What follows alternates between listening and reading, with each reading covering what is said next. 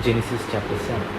Then the Lord said to Noah, "Come into the ark, you and all your household, because I have seen that you are righteous before me in this generation. You shall take with you 7 each of every clean animal, a male and his female, 2 each of animals that are unclean, a male and his female. Also 7 each of birds of the air, male and female, to keep the species alive on the face of all the earth. For after some more days I will cause it to rain on the earth 40 days and 40 nights, and I will destroy from the face of the earth all living things that I have made."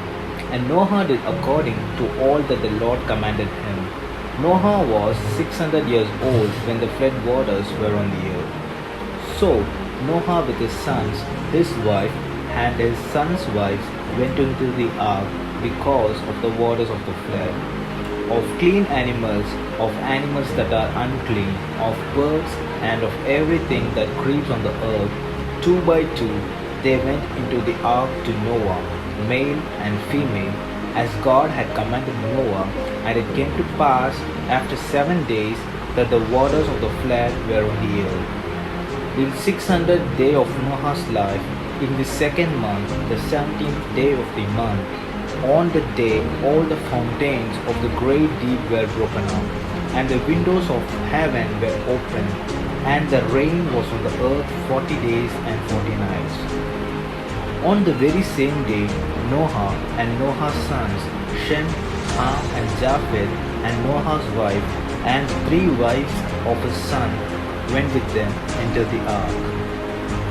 They and every beast after its kind, all cattle after their kind, every creeping thing that creeps on the earth after its kind, and every bird after its kind, every bird of every sort. And they went into the ark to Noah 2 by 2 of all flesh, in which is the breath of life. So those that entered, male and female of all flesh, went in as God had commanded him, and the Lord shut him in. Now the flood was on the earth 40 days. The waters increased and lifted up the ark, and it rose high above the earth. The waters prevailed and greatly increased on the earth, and the ark moved about on the surface of waters. And the waters prevailed exceedingly on the earth, and all the high hills under the whole heaven were covered. The waters prevailed 15 cubits upward, and the mountains were covered. And all flesh died that moved on the earth, birds and cattle and the beast and every creeping thing that creeps on the earth, and every man.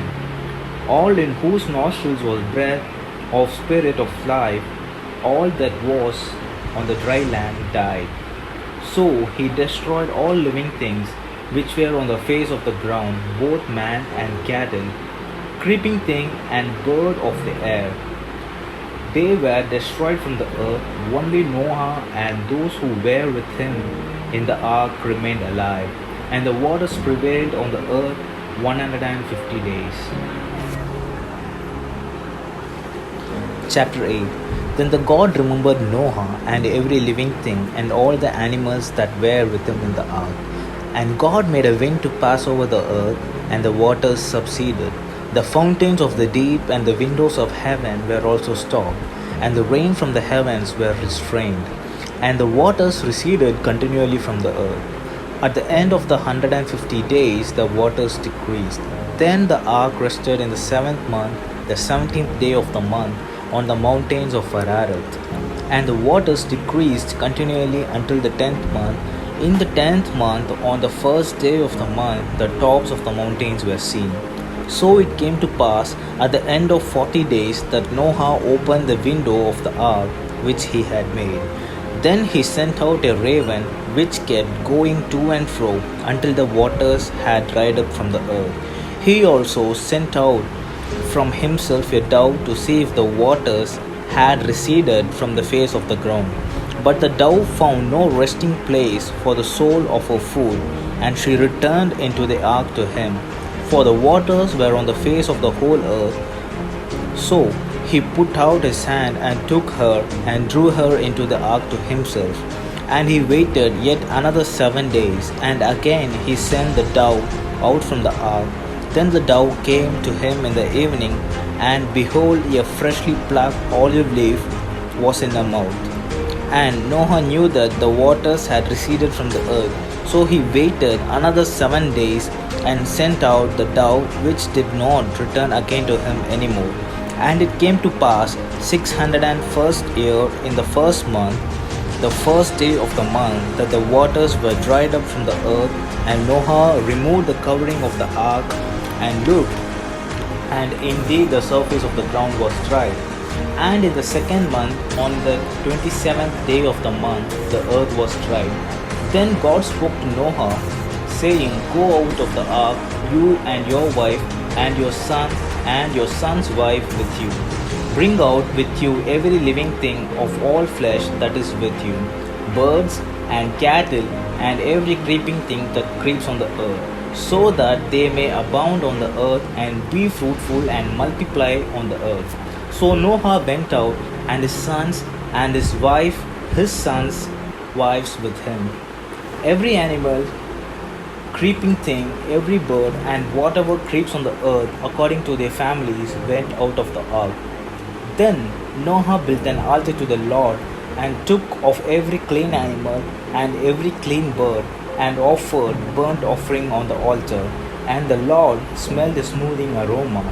Then the Lord said in his heart, I will never again curse the ground for man's sake, although the imagination of man's heart is evil from his youth, nor will I again destroy every living thing as I have done.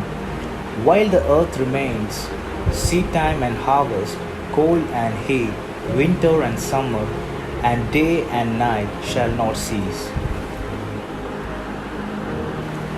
Chapter 9. So God blessed Noah and his sons and said to them, Be fruitful and multiply and fill the earth. And fear of you and the dread of you shall be on every beast of the earth, on every bird of the air, and all that moves on the earth, and on all the fish of the sea. They are given into your hand. Every moving thing that lives shall be food for you. I have given you all things, even as the green herbs, but you shall not eat flesh with its life, that is, its blood. Surely for your lifeblood I will demand a reckoning from the hand of every beast, I will require it, and from the hand of man, from the hand of every man's brother, I will require the life of man. Whoever sheds man's blood, by man his blood shall be shed, for in the image of God he made man. And as for you, be fruitful and multiply, bring forth abundantly in the earth and multiply in it. Then God spoke to Noah and to his sons with him, saying, And as for me, behold, I establish my covenant with you and with your descendants after you, and with every living creature that is with you, the birds, the cattle, and every beast of the earth with you, of all that go out of the ark, every beast of every earth. Thus I establish my covenant with you. Never again shall all flesh be cut off by the waters of the flood. Never again shall there be a flood to destroy the earth. And God said, This is the sign of the covenant which I make between me and you and every living creature that is with you for perpetual generations. I set my rainbow in the cloud, and it shall be for the sign of the covenant between me and the earth. It shall be, when I bring a cloud over the earth, that the rainbow shall be seen in the cloud, and I will remember my covenant, which is between me and you and every living creature of all flesh. The waters shall never become a flood to destroy all flesh. The rainbow shall be in the cloud, and I will look on it. Remember the everlasting covenant between God and every living creature of all flesh that is on the earth. And God said to Noah, This is the sign of the covenant which I have established between me and all flesh that is on the earth.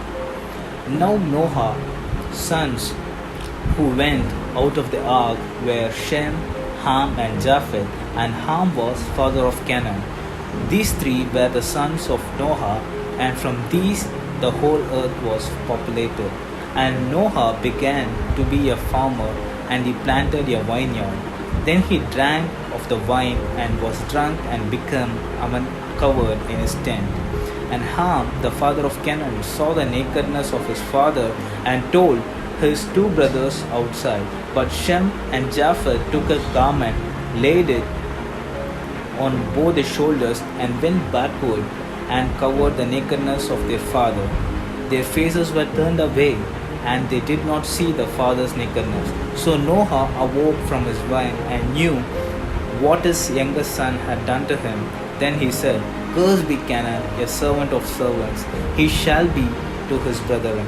And he said, Blessed be the Lord, the God of Shem, and may Canaan be his servant. May God enlarge Japheth, and may he dwell in the tents of Shem, and may Canaan be his servant. And Noah lived after the flood 350 years. So all the days of Noah were 950 years, and he died.